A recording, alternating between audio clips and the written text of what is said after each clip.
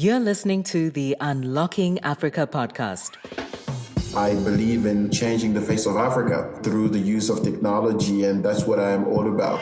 We started investing heavily, slowly but surely, towards building a platform that will accommodate these creators to start creating content and let them shine. The plan is to help the youth of Africa generate more revenue. We cannot miss the opportunity of the fourth industrial revolution. And we take care of everything for them, from affiliate product all the way to taking care of their customer support. Within 8 weeks of campaign, this influencer was able to generate over $2 million of revenue. Stay tuned as we bring you inspiring people who are unlocking Africa's economic potential. You're listening to the Unlocking Africa podcast with your host, Tessa Adamu. Welcome to the Unlocking Africa podcast, where we find amazing people who are doing amazing things to unlock Africa's economic potential. Today, we have another special guest. We have Patric Palmi, who is a serial entrepreneur and managing director of Palm TV. Welcome to the podcast, Patric. How are you? I'm good, and yourself? Fantastic. Where are you at the moment? Well, Johannesburg, South Africa. Brilliant. And soon heading to the US. Amazing. So how's the weather in Johannesburg? I'm assuming it's sunny. Yeah, look, it's actually chilly. Oh, no. Right in the middle of winter. So it's pretty cold in this country here, and but it's pretty good. A little bit of sun, and it's not extremely cold, but it is winter time now. Okay. We're just experiencing one of our very rare heat waves in the UK. Okay. Which is interesting. So yeah, thank you for joining me today on the podcast. I'm not sure if you've listened to the podcast before, but I usually like to start from the beginning. So I was hoping you could introduce yourself and tell us a bit more about Patric Palmi. Thank you, man. Patric is a DRC African citizen, but I see myself as a world citizen because I end up traveling around the world and being everywhere at the same time. I am the founder and CEO of Palm TV. I am a digital entrepreneur, tech startup entrepreneur. I believe in changing the face of Africa through the use of technology, and that's what I am all about. It's about looking at the problems that we face in the continent and seeing solutions that can be used through technology to alleviate these problems and elevate the standard of our continent. So that's really who I am. Thank you for giving us that nice overview into you, your mission, and your vision in terms of how you want to move Africa forward. Mm-hmm. You mentioned you're the founder and CEO of Palm TV. I was hoping you can tell us a bit more about the company and why you believe it's much needed in Africa at the moment. Thank you so much. I think the initial thought about starting Palm TV was, I own a digital mobile agency for 13 years, and I felt the need to own my own media platform. And back in the days, the company used to be called Just Palm. And back in the days, I felt like, let me start a TV platform. And I had a choice between going into either digital television or traditional cable TV. And being a digital person, I decided to go digital television and invest more into podcasting, live multi-streaming platform for influencers. And the reason for that is I looked at how much time the Africa youth spend on mobile that are all now flocking on social media, and the lack of television platforms that is fully dedicated to creators. And I decided to kind of build that platform for them to voice themselves and break through the clutter of social media noise by having a massive TV platform for themselves. And that's where the Palm TV idea came in. We started investing heavily, slowly but surely, towards building a platform that will accommodate these creators to start creating content on a more formalized platform and let them shine.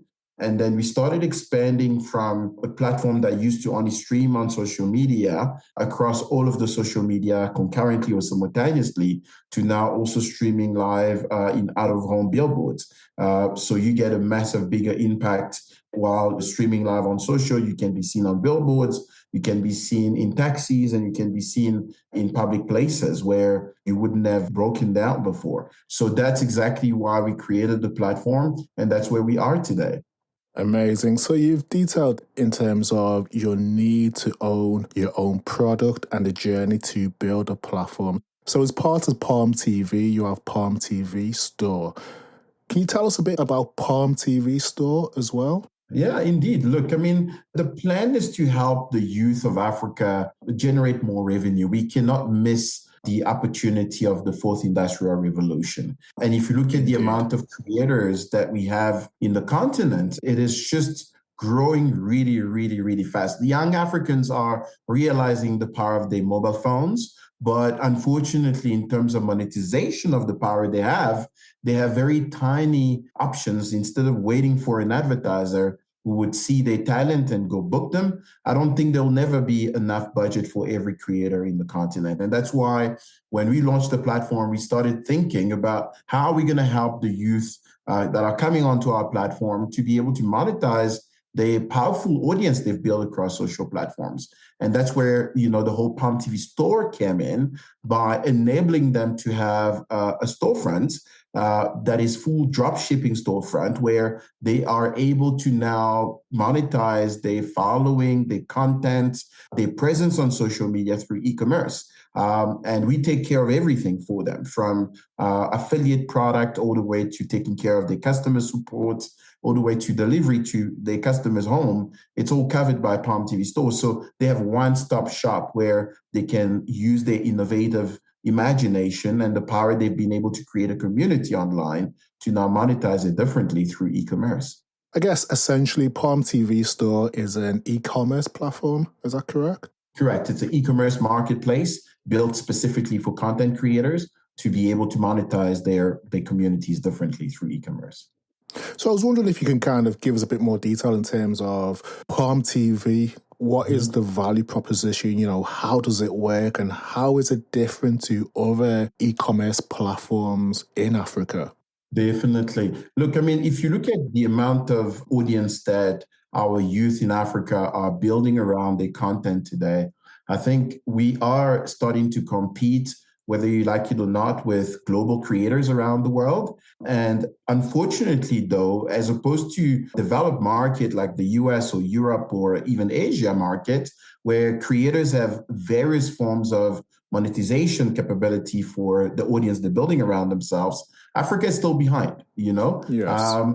E-commerce, from everybody knows and understand what e-commerce is, but not a lot of people are able to run one. And even if they can, they don't have the capacity to basically be behind a storefront to make sure that it works 100%. So our African generations are literally left behind when it comes to the ability for them to monetize all the efforts that they're putting behind the content.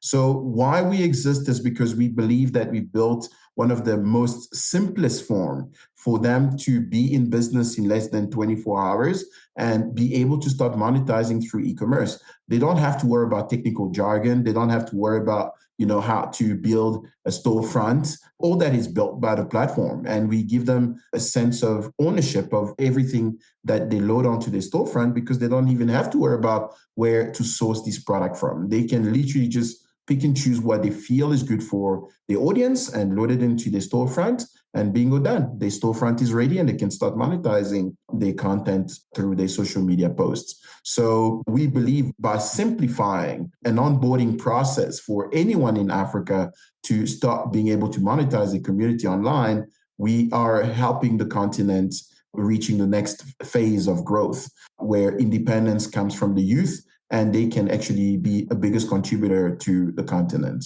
Fantastic. You mentioned the platform provides a storefront and products for people to sell, and the onboarding process is generally quite quick. So, just from my simple understanding, from what you've described, it could be said that the Palm TV store is almost like a Shopify for Africa. Was that your intention, or is that correct? It's a hybrid model of everything. You can see it as Shopify. Some might see it as the Amazon of tomorrow. Some might see it as anything else. I think we've built a hybrid model where Shopify does not provide to you the whole managed service of your e-commerce storefront, from taking orders to payments to delivery to homes. Shopify is just a normal platform. It's just an e-commerce platform. We take care of the infrastructure and the service that you run on the platform. So you never have to worry about any line of codes or even knowing about how a logistic company will pick up a good to deliver to your clients. Literally everything is taken care of. So it's a bit of a mix of Amazon plus Shopify together to kind of build a hybrid model, understanding the limitations that our youth have in terms of getting onto an e-commerce platform. Brilliant. So you touched upon there how the platform offers a full end-to-end, almost like a support service to enable people to sell their products. So this model requires a platform to more or less sell, ship, and process payments anywhere in Africa. Right. I'd assume that requires some very complicated infrastructure or technology. Can you give us a bit more detail regarding the back end, how it's developed, and what it enables you to do? When we started the whole discussion internally to say how are we going to empower the youth of tomorrow, we decided to actually go in a model that our partners, which are the creators themselves, don't need to understand or even know lines of code or the complication that it takes to run a full e-commerce platform. And moreover, when we look at the whole ecosystem of creators that own stores, they were running short of stock. They would have a deal where they have some stock for certain items. And quickly enough, when you order through their storefront, you would see that they don't have stock anymore. And that creates a bit of a bad taste for their own fans that are trying to come through to the platforms. So we decided to build it on proprietary stacks of software that are very much built internally, which basically enables them to be in business without actually being involved in the business of running a full e-commerce storefront. So the stacks are very big. We've invested a lot of money to simplify that process. The fact that they're able to even find merchandise on the platform already that they can start monetizing makes it super simple and super fast for them to just have something to sell to their communities. We're even going as far as even loading properties on the platform as affiliate products. And we adding consumer electronics and even cars. So if ever one influencer feel that, look, you know what, I feel my audience might want to buy a Nissan, they should be able to sell a Nissan because they can. We even have creators that are selling properties now, Oh, wow. They're loading properties on their storefronts and, they have a massive reach and they have influence on their audience. And they become a proper property agent without necessarily being a property agent. So by simplifying that, technology-wise, we made sure that we did not have to even have a technical discussion with anyone regarding how this was built. So it makes it super simple for them. So as you've said, you've simplified the process for your customers, which I guess takes away some of the major challenges for them. Correct. But from your perspective, what have been the challenges for you in developing such an infrastructure that enables that?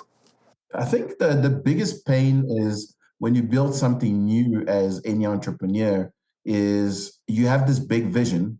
And when you start building it, you start seeing a lot of missing parts. That sounds very familiar.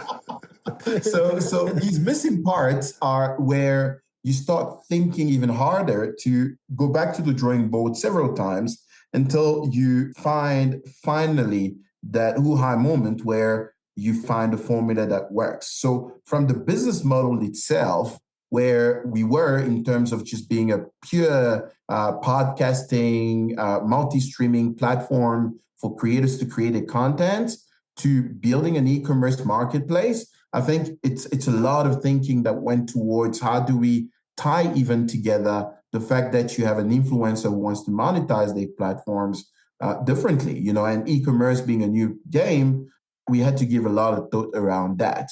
So the business model was very difficult. Secondly, the most difficult part was how do we build a system that is so simple enough that you can just come sign up and be in business? We had multiple iterations of mistakes that we've created. And until today, I still feel that we still have a lot of work to do. Continuously have to improve until it becomes so seamless and so intuitive for everybody to just sign up. So that took me 2 years of working on the model and fixing the model and talking to creators and getting feedback from my advertising clients and suppliers to kind of tie in the story together to make it super simple for the creator to start monetizing who they are. And also the second difficulty is the fact that when we started Palm TV, our business model was very much centered around advertisers to fund these creators for fantastic content, the eyeballs that the content have.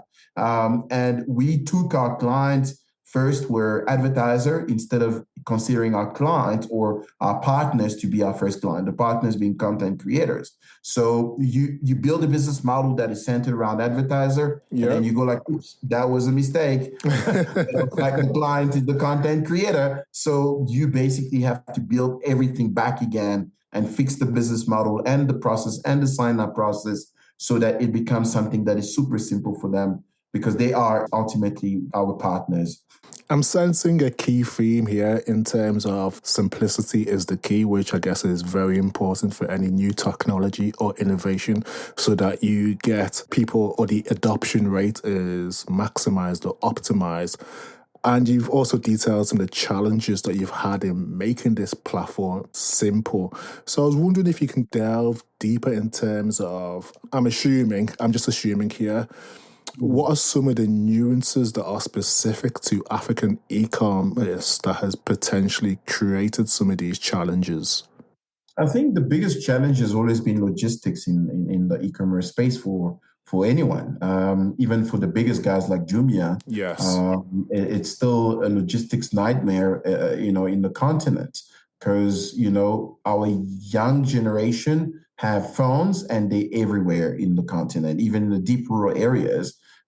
You would see that a young man is creating awesome content and wants to buy something online. But if you're not able to go deliver in that corner of Africa, then it depletes a little bit the purpose of the whole e-commerce platform. So logistics has always been one of the biggest problems. And secondly, then when you talk about education, everybody knows about e-commerce, essentially those that are online and the youth of Africa, they essentially know about e-commerce. But how do they go about being in business of e-commerce is a lot of education that have to go for it, towards that. So these are just certain challenges I feel that the continent still needs to address. We are obviously behind the rest of the world when it comes to those challenges, but it is something that we as Palm TV and Palm TV Store are working hard to make it something super simple by simplifying everything else for them to basically be in that space.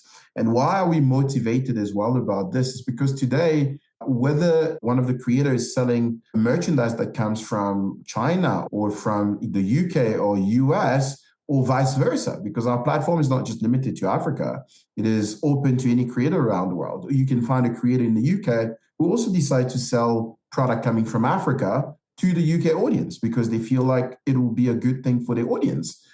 We believe that by crossing the boundaries of limitations that our young people have today, we are basically making the world one place. We are ensuring that our younger generation of Black Africans or Africans in general are not going to miss the opportunity to generate more revenue for themselves, for their families, for the country, and for the continent as well. So it becomes a beautiful highway of exchange of values between, the creators, the suppliers, and anybody else that are part of this ecosystem as well. Beautiful, beautiful. So you've detailed there in terms of the nuances and challenges such as logistics and education, and also something which is key, which I didn't fully realize, is that the platform is open globally and not just in Africa, which I imagine helps to maximize the success of young African creators and affiliates. So if we can go in a slightly different direction, can you tell us about some of the success stories that you've had on the platform in terms of creators? Who are the shining lights out there? Yeah. Look, I mean, what we've seen and what motivates us is the education we're telling creators about the power of building their communities and the power of their content, you know? Today, I'm sure that a lot of us are not able to quantify what 7,000 followers on LinkedIn is equal to in terms of potential revenue for yourself. Or Indeed. even, 50,000 fans that you have on YouTube is equal to in terms of bottom line for yourself at the end of the month. So the fact that we now are able to quantify for these creators and anyone who's on social media, by the way, the power of the community, that we can look at how big is your following base, how big is your active fan base, and convert that into a dollar amount that can tell you how much per month you can generate by just being active on your platform, is already a big thing for the continent. It's already a big thing for our young African creators that are looking for new ways to generate revenue. When you look at the landscape of these creators, I can tell you that 95% of them are broke.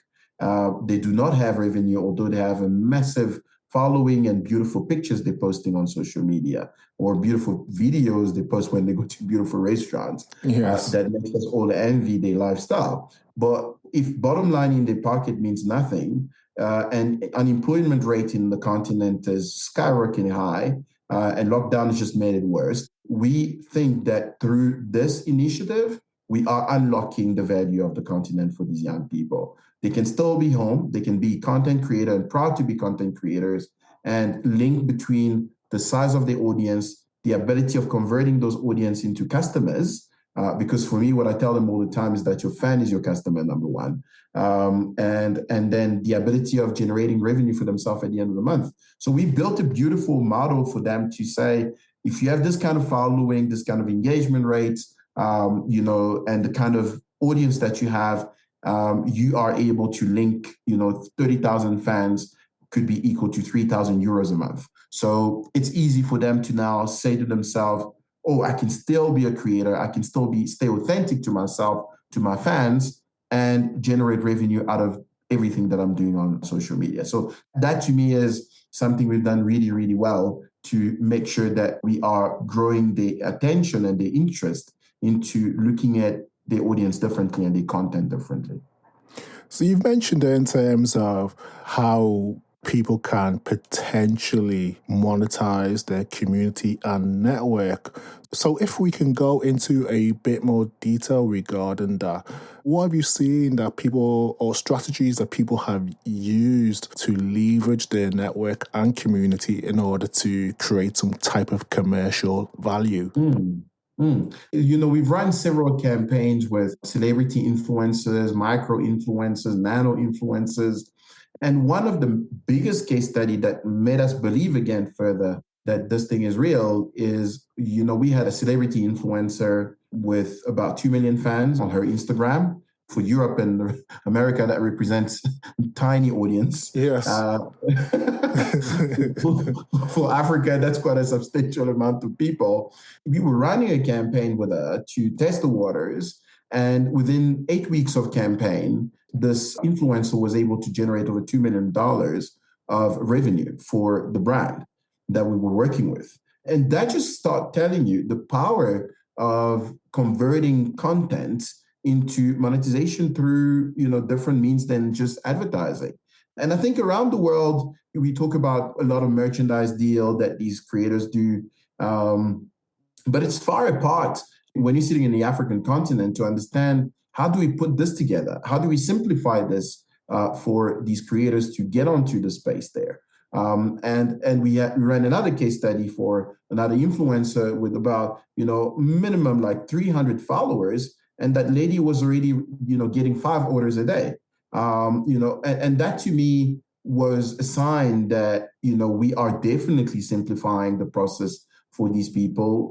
The customers are happy because they are easily identifying merchandise and product they like from creators they see, and they kind of shopping the lifestyle, of their favorite creators. So it kind of feels in a full gap of, what I see on social media and what I can get from the people that I look up to. And these numbers are just going up. It's just making much more sense as we run with multiple influencers on the platform to see that, their base is reacting quite positively to their storefronts. And that to me is an amazing finding that we would love to share as well. Thank you for sharing that, Patric. So you mentioned there something extremely interesting in terms of the influencer who generated $2 million for a brand. So from your understanding or from your experience, do you believe that African creators are actually starting to understand the value of their community or the value of their brand?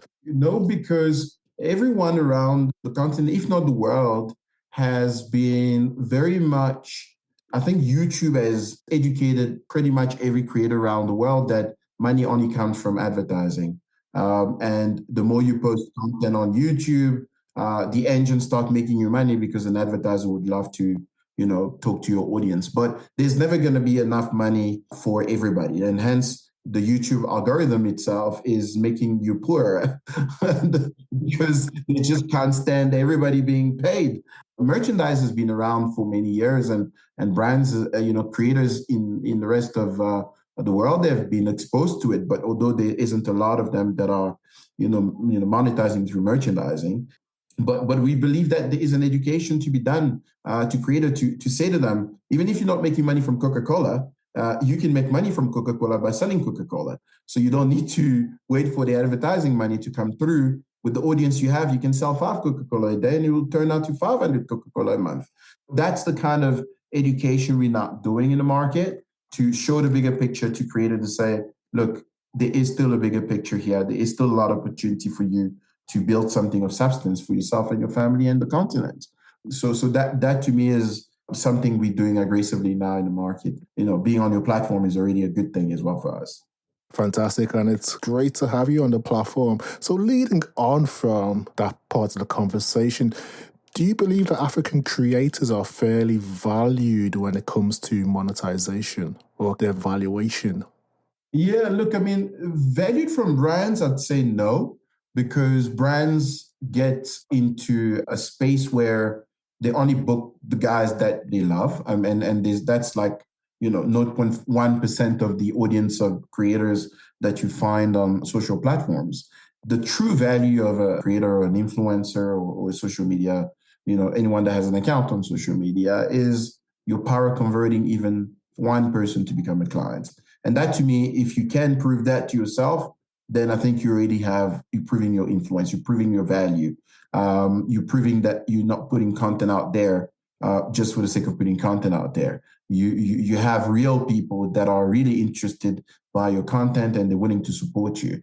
So that to me is where I think creators are undervalued by brands, but they should value themselves more by seeing themselves as proper businesses that are able to kind of monetize eyeballs and everything that is around themselves. Thank you. So you mentioned African creators are not fairly valued by brands. So how important is ownership? Critical. These guys have families. These guys, for some of them, are getting married. So these guys have kids.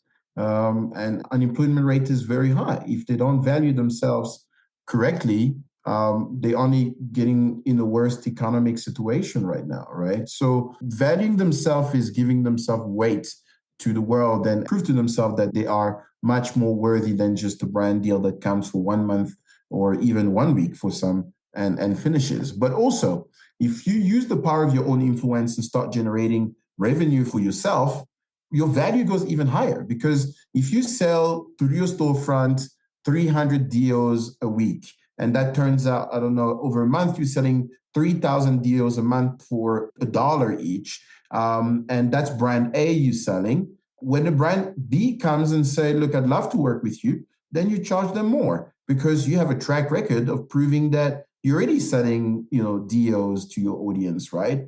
And that to me is where your value start going up. That's where, you have proof in the pudding that a brand that comes to work with you can be guaranteed a sort of return on investment. It's not just, hey, you know what, for the sake of the gram, that we would love to work with you, and we can't track conversion rate. So creators have much more value from that perspective because they can prove that all they do converts into something down into the wallet. And that to me is something that we also trying to work really hard to kind of tell that to creators, that your value start becoming even higher when we can put proof in the pudding, when we can link your content to a purchase, and you can live off that. Essentially, we always say in Africa, you can't go to your grandma and say you're a content creator. You're wasting time. You're wasting time, and you better be a doctor or an engineer or Very something. true. So that's one thing that will start changing the perspective from parents, African parents, to say, look, I think you've got 10,000 followers on TikTok, and we're making $1,000 of that. Please go ahead, continue being a creator. Or you need to work harder. Just work harder. Create more fun content. Yeah, you need 10,000 followers. You know what I mean? So those discussions are happening. Matter of fact, we're shooting an advert that is going to kind of illustrate that storyline to say, look, a grandmother shouting on their granddaughter that you are unemployed, you're not looking for a job, but you're only always on TikTok, posting fun things, but you're broke and you're still eating my bread. And this young girl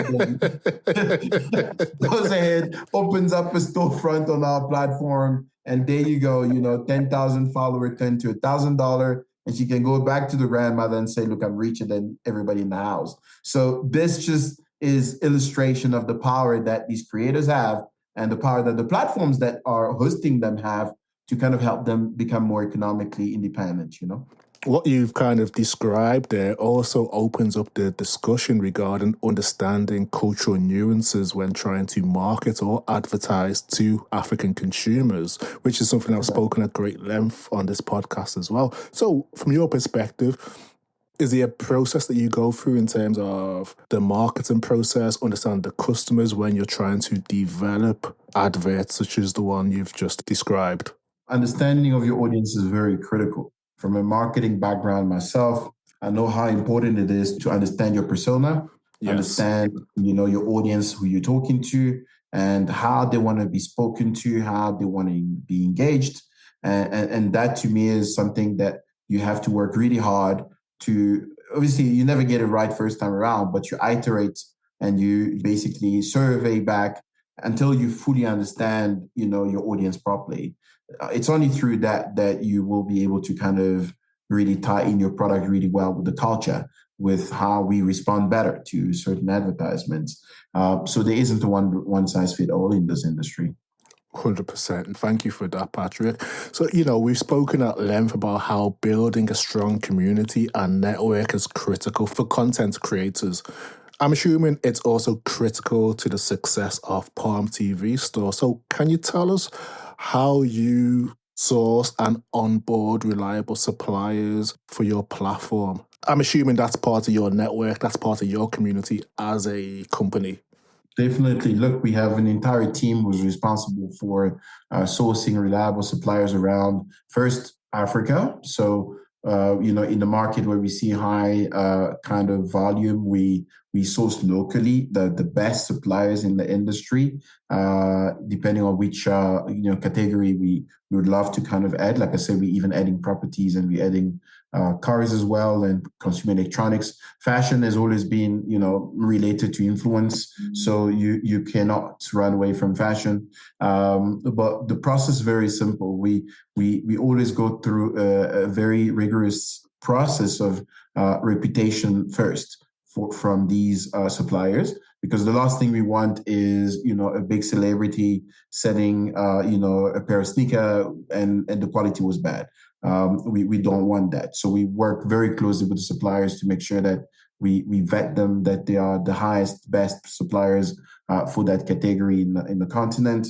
And from there, we then onboard them and we make the product available to our influencers to go pick and choose whether they want to sell their merchandise or not. So that's kind of the process that we follow. So we have an entire team that just does that. Thank you for that, Patrick. So you've detailed your sourcing process for suppliers and given us a little insight into the type of products that you do source. So I was wondering if we can go into a bit more detail regarding what products, ranges, and categories are you currently focusing on and why? So we initially started as fashion only because it was logical based on, what, in Instagram audiences and are looking for. It's all fashion first. We also know from an e-commerce perspective, the highest category that sells more is fashion, then consumer electronics. Like we said, the fact that we also see the future of the continent being not just around that, we starting to add more product as well onto the whole range. So for us, it's all about diversifying the categories. We just in the process of getting on board over 5,000 new influencers on the platform. That will put a lot of pressure on us to diversify the type of categories that we're adding onto the platform to make it more diverse for them to pick and choose what they like the most. Fantastic. So you've given us an overview of the products, the ranges and categories that you're focusing on and why. So I was wondering if we can look at this from a different perspective in terms of from the data you've gathered through the platform. Which African markets are you seeing growth in terms of the adoption of e-commerce from your platform? And what do you think are the key drivers of that growth?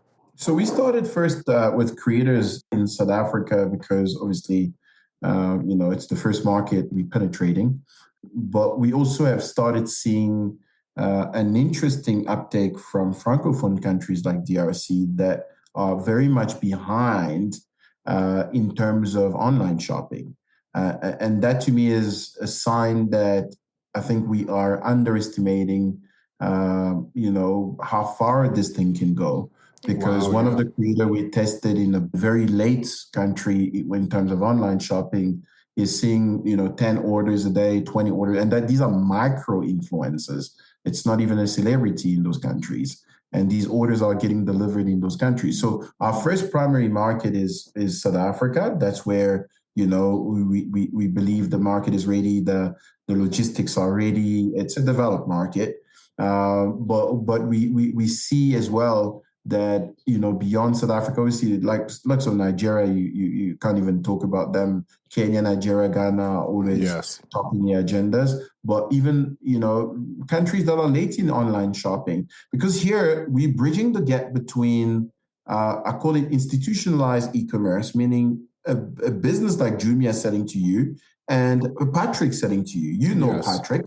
You are buying from Patric, and that personal connection bridges the gap between the way customers perceive a Jumia versus the way customer perceive Patric being an influencer on social media who lives in the same country as me. Indeed. So that to me I think is a psychological thing we picked up to be one of the main reason and one of the main driver behind the fact that it's people selling to people. It's not a company selling to people, and that to me is something that we're starting to kind of see being one of the reasons why we believe that our penetration across the continent will be quicker, will be better because it's people selling to people. Fantastic. So you mentioned people like to buy from people. I guess that's just a human characteristic. But do you think that's even more pronounced when it comes to African culture? Do we enjoy or are we more inclined to buy from people than in more Western cultures? I think we've, it's a culture in Africa, right? I mean, shops are not too old in this continent. Yes. People have always been buying from people. I mean, you grow in the hood, you go buy from that mama in the corner of the street. If you don't like that mama, you go buy from the other mama up the street, right? So it's already part of the culture. It's just that technology now, we building a technology just makes it, something that is going to be done on technology level. But yes, you do. I understand also maybe your nuance in your question is that, people hate other people, maybe. Well, that's not exactly what I was thinking. But you know what? Because the marketplace is big, and if you don't like my face, you're gonna go get it from someone else. You still are gonna buy from a person, right? So, Yes. and the way we actually limit the inventory is that we limit our inventory to only 5 creators per inventory. So it's not like we all selling the same thing. Interesting. And kind of kills the whole thing. So we limit our inventory and control that just to make sure that everybody get a fair share of the best what they think will be good for their audience. So that's how we regulate a little bit the marketplace to make sure that it gives a fair chance to everybody. Amazing. Thank you for that. Before I went off on that tangent, you were talking about some of the markets which you are seeing growth and what some of those drivers of that growth are. So if we can kind of keep on that theme in terms of growth and future trends, what trends in African e-commerce are you seeing at the moment that you're currently excited about? I think in my space, we haven't even scratched the surface of the audience size of creators in the continent. If I just take from influencers with 10,000 followers plus, we're probably talking in a continent with 1 billion people, we're probably talking about roughly, 6 to 10 million of these creators. So we're not even scratching the surface of the audience size. So being a new platform, we believe that the future is very bright.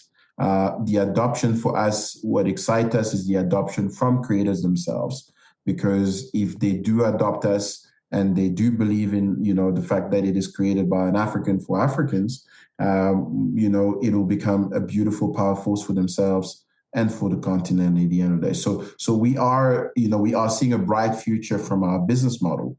Now, if you look at the general e-commerce space, spectrum, then I think if the continent wasn't attractive enough, Amazon wouldn't be investing heavily on coming over to South Africa.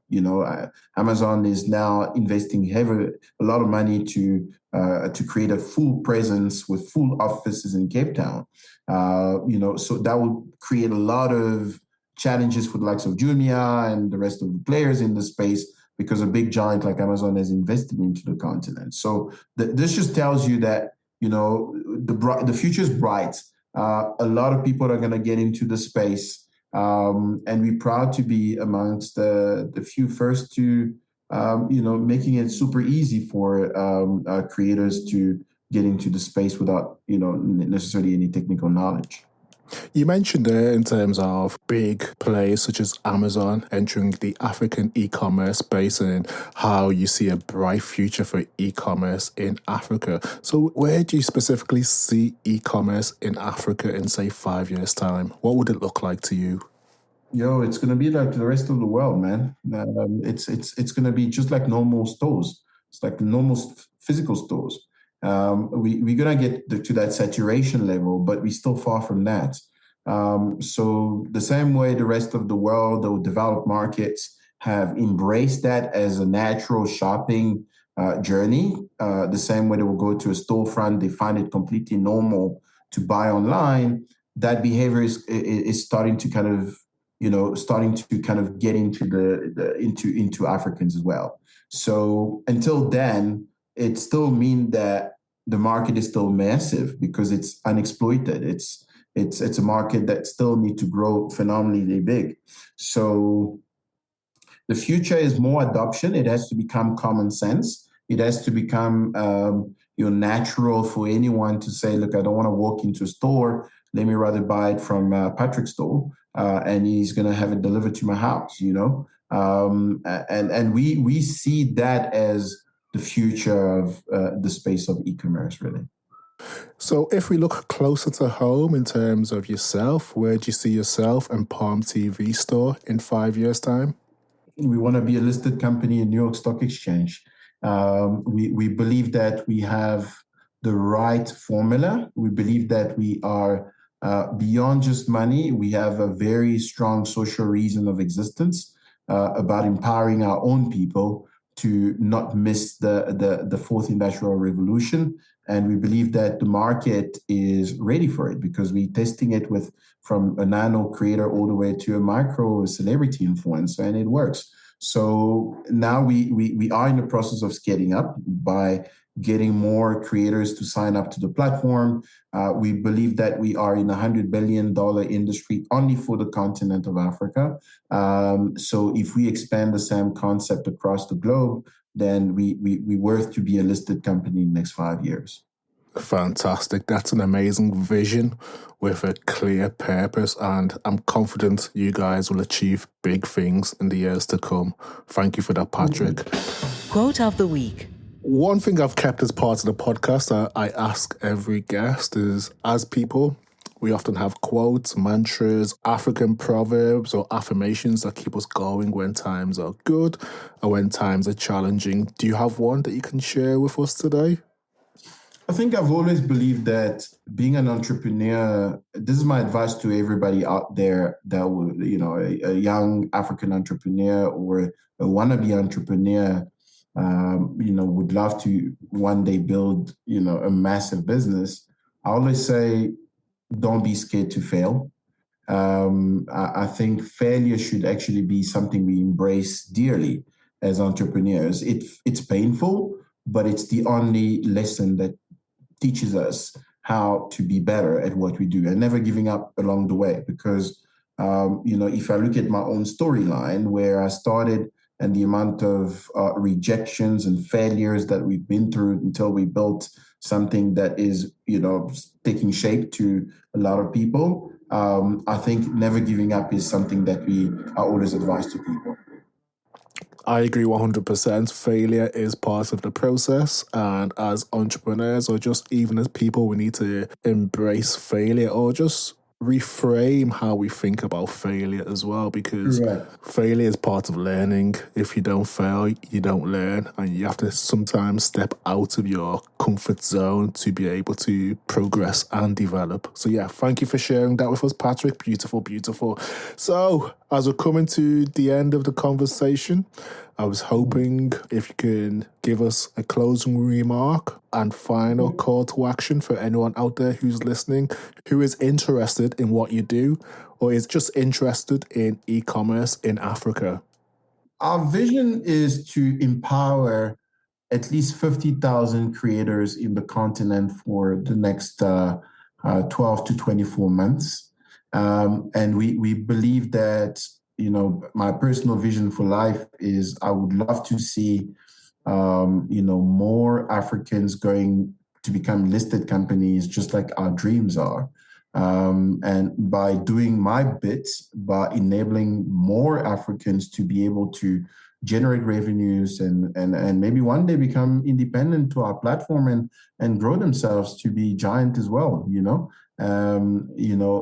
So for me, it's all about empowering more young Africans to be financially independent, but to also be smarter with their phones. And why I say their phones is because their phones is equal to their content, the communities around themselves. And if I can be that platform that enables them to be stronger by being smarter with their phones, I think we will see a better continent one store at a time. And the more we do that, the next generation will get better, and the African continent will stop being a continent of that is undermined by everybody else around the world to being a powerhouse for same level or if not better than the rest of the world as well. So my final remark is, please guys, be with us, support us. Would love to see more people coming on board. We believe strongly in the future of the continent, and this is one way that we're adding our own contribution towards that economy that we believe is going to be tomorrow. Amen. Thank you for that, Patric. It's been a great conversation. I've thoroughly enjoyed it. It's great to hear your story and to understand what drives you to do the great work that you're doing. And I'm also confident that your story and platform will touch and inspire other African people to utilize the tools that they have, whether it's their smartphone, whether it's their laptop, to build solid businesses and generate much needed income. So thank you for that. It's a pleasure. And we will speak soon. Sounds good, man. Will do. Take care, man. Bye-bye. Thank you to everyone who has listened and stayed tuned to the podcast. If you've enjoyed this episode, please subscribe, share, or tell a friend about it. You can also rate, review us in Apple Podcasts or wherever you download your podcast. Thank you, and see you next week for the Unlocking Africa podcast.